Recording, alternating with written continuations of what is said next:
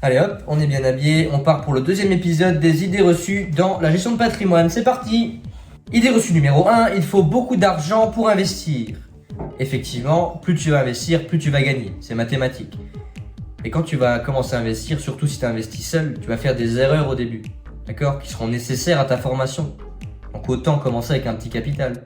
Deuxième point, rappelle-toi de l'effet boule de neige qui permet à n'importe quelle personne, salarié ou indépendant, de devenir rentier en investissant un peu chaque mois et en étant patient. C'est ce qu'on appelle la force des intérêts cumulés. Donc l'excuse de je n'ai pas assez d'argent, merci mais non merci. Aujourd'hui, tu peux commencer à prendre les bonnes décisions financières, à valoriser ton patrimoine avec seulement 25 € par mois. Certes, ça ne te rendra jamais millionnaire, mais tu vas t'engager sur une route en fait. C'est un état d'esprit, un processus qu'il faut enclencher le plus tôt possible. Bref, tout ça pour dire qu'il ne faut pas être riche pour commencer à investir. Par contre, il faut commencer à investir pour devenir riche. Idée reçue numéro 2, je suis trop jeune, je suis trop vieux pour investir. Plus on commence jeune, plus on va pouvoir profiter de ce fameux intérêt cumulé. Rappelle-toi cette magnifique courbe qui peut rendre n'importe quelle personne très riche juste en étant patient. Pour les personnes avec une certaine expérience de vie, effectivement, on va aller sur un autre type d'investissement. L'idée, ça va pas être d'aller chercher du risque pour avoir de la plus-value, ça va être de conserver la valeur de son patrimoine. Donc d'éviter de se faire grignoter par l'inflation et donc de perdre en pouvoir d'achat. Donc non, tu n'es ni trop jeune ni trop vieux, tu es au bon moment. L'idée, ça va être d'adapter ta stratégie financière en fonction de qui tu es, de tes objectifs et de l'âge effectivement que tu peux avoir. Mais il n'y a aucun âge pour prendre les bonnes décisions financières. C'est une activité de tous les jours. Bref, oublie l'idée que l'âge est un frein, c'est totalement faux. Idée reçue numéro 3, investir demande du temps. Bien vu Ramzi.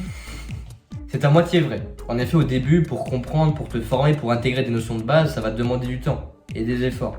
Mais une fois que tu auras fait ce travail, que tu auras défini tes objectifs en fonction de ta situation, de leur horizon de placement, de ton appétence au risque, etc., donc que tu auras mis en place une stratégie, un plan d'investissement, d'épargne, tu auras juste à suivre et de contrôler tes actions régulièrement pour voir que tu diriges toujours dans la bonne direction. Tu ne devras donc y consacrer que quelques heures par mois pour faire un point.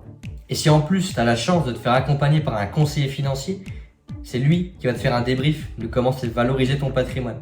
Donc tu vas gagner encore plus de temps. Donc oui, prendre les bonnes décisions financières, ça va te prendre un peu de temps au début pour lancer le véhicule. Une fois que la voiture est lancée, ça va te demander un petit entretien mensuel ou trimestriel pour continuer de bien fonctionner. Alors oublie l'idée qu'investir demande du temps. Faux, archi faux. Idée reçue numéro 4, il existe des robots traders qui dépouillent les investisseurs. C'est vrai, des robots existent. Pour être précis, ils sont présents sur les marchés pour acheter à court terme et revendre le plus vite possible en faisant un maximum de bénéfices. Seulement ces robots n'agissent pas sur le long terme. Nous, si. Je ne parlerai pas ici des traders, qui est un métier à part entière. Quand toi tu investis, quand tu décides de prendre les bonnes décisions financières, c'est pour te rapprocher d'un ou plusieurs objectifs, pas de faire un maximum de gains dans l'heure qui suit. Et c'est le temps qui va être ton meilleur ami pour t'aider à avancer vers ces objectifs-là. Benjamin Graham, qui était le mentor de Warren Buffett, a dit un jour, il n'existe que deux choses en bourse. S'appauvrir rapidement ou s'enrichir lentement. Il parle de bourse, mais ça s'applique à tous les investissements en règle générale. Donc non, les robots et les intelligences artificielles ne vont pas t'empêcher d'atteindre tes objectifs. Au contraire, on va même pouvoir les utiliser pour se libérer de la charge mentale. Idée reçue numéro 5, que j'entends souvent celle-ci, je vais devoir redonner tout ce que je gagne aux impôts. Ah, tout de suite des insinuations.